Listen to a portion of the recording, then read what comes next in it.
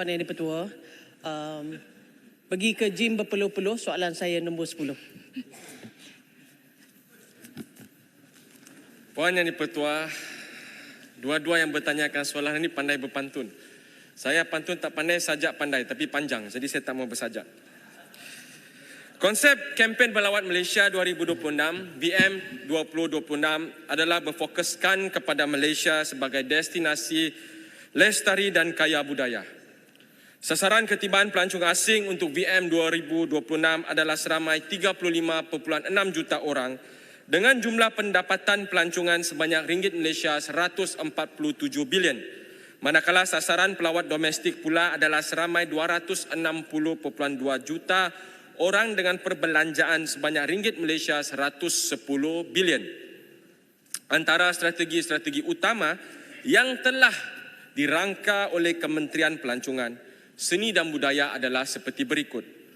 Pertama, mempromosikan Malaysia melalui strategi 3P iaitu publicity, promosi dan pasaran. Pemasaran, melalui strategi ini penglibatan media seperti media digital, media sosial dan media cetak adalah amat penting bagi membantu untuk menggerakkan kempen ini. Melalui strategi 3P ini juga, kementerian ini akan bekerjasama dengan semua kementerian, khususnya Kementerian Komunikasi dan Kementerian Digital, kerajaan-kerajaan negeri, agensi-agensi jabatan-jabatan kerajaan, termasuk IPTA dan IPTS. Kedua, selain itu, kempen VM 2026 akan ditonjolkan sebagai satu misi nasional yang melibatkan pelbagai kementerian, agensi, jabatan, badan-badan bukan kerajaan NGO, pihak swasta dan pegiat-pegiat industri melalui kerjasama strategik. Seterusnya juga dari sudut penganjuran acara-acara pelancongan dan kebudayaan pula, usaha untuk menjadikan sektor pelancongan dan kebudayaan inklusif akan dilakukan melalui promosi dan pemasaran pakej-pakej pelancongan berteraskan special interest dan niche.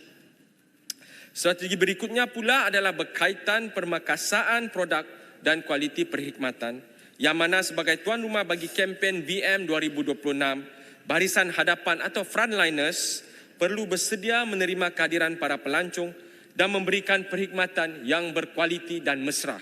Akhir sekali, selain itu, kementerian ini akan memanfaatkan platform kepengerusian ASEAN pada tahun 2025 untuk mempromosikan kempen melawat Malaysia 2026.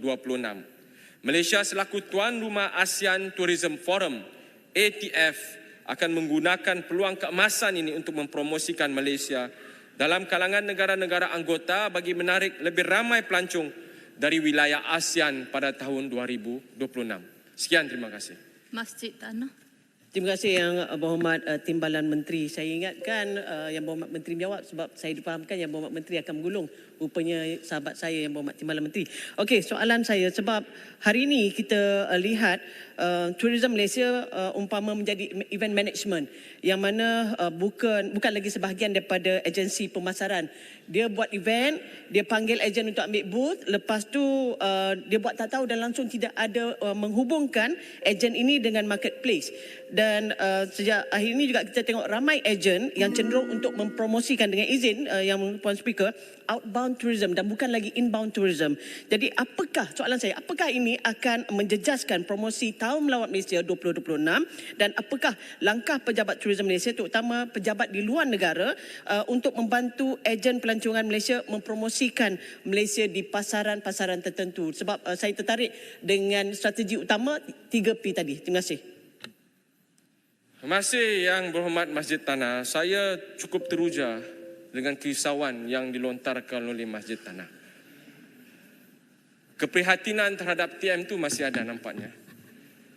Cuma kita perlu lihat dalam keadaan semasa. Tidak benar TM hanya berfungsi sebagai event management. Dan saya setuju banyak agensi ataupun industri player yang ada di negara kita ini mempromosikan dari sudut outbound. Itu sebabnya baru-baru ini kita ada menjemput Yang Berhormat Masjid Tanah juga untuk hadir ke Karnival Cuti-Cuti Malaysia. Dan buat pertama kalinya Karnival Cuti-Cuti Malaysia ni kita lakukan untuk mempromosikan cuti-cuti di negara kita dengan menyediakan beberapa pakej yang cukup istimewa dengan harga berpatutan. dengan berkonsepkan merakyatkan pelancongan. Itu sebabnya fokus utama Tourism Malaysia bukan sahaja untuk melihat satu kerjasama strategik dengan pelbagai pihak maupun daripada pihak kerajaan ataupun pihak swasta. Tetapi juga fokus utama Tourism Malaysia untuk memastikan ramai pelancong dari luar sana melawat Malaysia. Itu sebabnya kita menggunakan kaedah 3P. Sekian, terima kasih. Sungai Siput. Terima kasih Puan Speaker memberikan laluan kepada Sungai Siput. Yang berhormat Timbalan Menteri Pelancongan. Sektor pelancongan di Sungai Siput juga mempunyai potensi yang besar untuk berkembang. Tempat-tempat yang menarik seperti Pos Kuala Mu dengan keindahan alam semula jadi yang mempesona serta budaya orang asli yang unik. Pos Kuala Mu berpotensi menjadi daya tarikan utama di kawasan Sungai Siput ini. Persoalan saya, apakah perancangan penambahbaikan menarik lebih ramai pelancong domestik dan antarabangsa